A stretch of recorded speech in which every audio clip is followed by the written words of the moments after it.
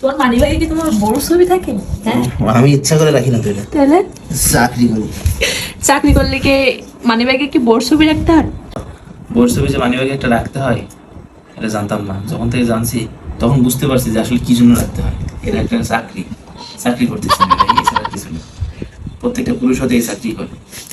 তাই বলে তুমি বড় ছবি রাখবা মানি ব্যাগে? হ্যাঁ, নাকি গার্লফ্রেন্ডের ছবি রাখবো নাকি? গার্লফ্রেন্ডের ছবি রাখলে কি ভালো হতো? অফিস থেকে কি বলে দিছে নাকি বড় ছবি মানি ব্যাগে রাখতে হবে, না চাকরি থাকবে না? অফিস থেকে এমন কিছু বলে নাই। অফিস থেকে বলবে কেন? তাহলে এটা আবার কেমন চাকরি? আমার মেন অফিসে তো আমার বউ, আমার বসই বলে দিছে। আচ্ছা আমি কি বলছি তোমারে?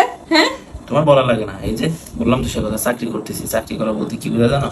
বউর ছবিটা মানি ব্যাগে থাকবে, বউ দেখে খুশি হবে। বউ দেখে খুশি হলে মনে করো যে আমার দিকে তার একটা সফট কর্নার আসবে, ভালো, তার মনে ভালো লাগবে যে না আমার হাজবেন্ডের মানি ব্যাগে আমার একটা ছবি আছে। এই তার জন্য একটু কিঞ্চিত পরিমাণ একটু ভালো লাগে, সেই ভালো লাগার জন্য আর কি মানি ব্যাগে রাখা। আসলে রাখছি মানে ভালোবেসে রাখছি। ওকে, তাহলে বললা কেন চাকরি করি ভাই এই জন্য রাখছি, আমি রাখি নাই? প্রথমে বললা কেন? সরি, আমার ভুল হয়েছে, ক্ষমা করে দাও।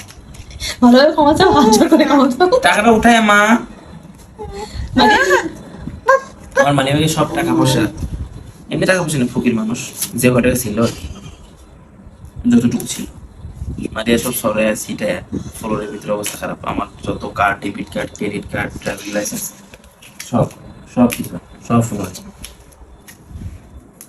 এইগুলোই করতেছে। হাত দেওয়া যাবে না তো, খালি মানি ব্যাগ দিয়ে করবো কি? টাকা নেই, পয়সা নেই, কার্ড নেই, তো খালি মানি ব্যাগ দিয়ে করবো কি? এটা হচ্ছে আমার বউ। আহ বিয়ে করছিলাম এটা দেখে। আচ্ছা হয়েছে, পাসপোর্ট ছবি, হ্যাঁ পাসপোর্ট ছবি কারো ভালো হয় না বুঝছো? এটা আছে পাসপোর্ট সাইজের ছবি, এটা দেখে বিয়ে করছিলাম। ওইটা থেকে বিয়ে করছো না? তাহলে চিন্তা করো যে তোমার কি দেখা আমি বিয়ে করছি। এই এরকম যদি দেখে, এরকম মেয়ে যদি কেউ দেখে, কেউ বিয়ে করতে চাইতো? আমি একটা নিরীহ, একটা কি বলবো, সহজ সরল পেয়ে তোমার বিয়ে করছি। আমি সহজ সরল দেখে তোমার বিয়ে করছি। আমি আগে বেশি সুন্দর ছিলাম বুঝছো, বিয়ের পরে মোটা হয়ে গেছি। ওই যে আসছে বাপের তো বলতে ভালো মন্দ বেশি খাইতে দিতে না, এখন ভালো মন্দ খাইছো, মোটা মানে এই জন্য মোটা হয়ে গেছো, বেশি বেশি এখন খাইছে, খাও। বিয়ের পরে সবাই মোটা হয়ে যায়, বাচ্চা কাচ্চা হইলে সবাই মোটা হয়ে যায়। তুমি খাইতে দিছো এই জন্য না বুঝছো? ও আচ্ছা আচ্ছা, তারপরে মনে কৃতজ্ঞতা প্রকাশ করবা না? অবশ্যই না। কৃতজ্ঞতা স্বীকার করা উচিত। কেন উচিত?